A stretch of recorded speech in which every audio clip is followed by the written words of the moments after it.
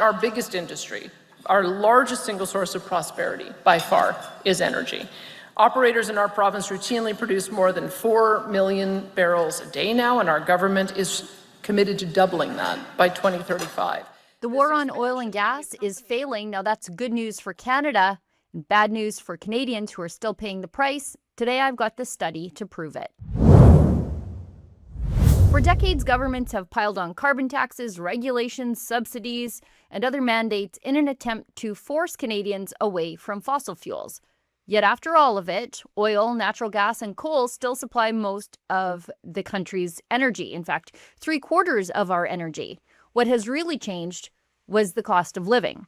Canadians pay more to heat their homes, fuel their vehicles, transport goods, and grow our food. Families feel it every time they fill up at the pump, pay a utility bill, or buy groceries. The policies haven't eliminated our dependence on fossil fuels. They've simply made energy and everything that depends on it, so quite literally everything, more expensive. According to the Fraser Institute's latest Energy Facts, Canada edition, fossil fuels accounted for 76.3% of Canada's domestic energy consumption in 2024.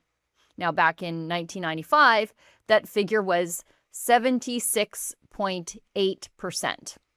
Think about that for a minute. After nearly 30 years of carbon taxes, clean fuel regulations, EV mandates, and out-of-control subsidies for wind and solar, and billions of taxpayer dollars spent trying to reshape Canada's energy system, fossil fuel use has declined by just half of 1 percentage point. That's one of the biggest policy failures in modern Canadian history. Successive governments promised Canadians they could engineer an energy transition through regulation and spending. Instead, these governments have made life more expensive while barely changing how Canadians actually use energy. And the real reason is simple. Oil and gas aren't popular because governments tell us to use them. In fact, governments are telling us not to use them. They remain popular because they work, because they're reliable all the time. These fuel sources heat homes during Canadian winters. They power trucks that deliver our groceries. They fuel tractors that grow our food. They keep mines, factories, airlines, and emergency services running. Even so-called green technologies depend on fossil fuels to manufacture steel, cement, plastics, and batteries, and to transport massive components across the country. Canada also produces some of the cleanest and most responsibly regulated oil and gas anywhere in the world. Instead of building on that advantage, Ottawa has spent years trying to handicap one of our most productive industries while importing products from countries with far weaker environmental standards. The Fraser Institute's numbers expose a reality politicians would rather ignore.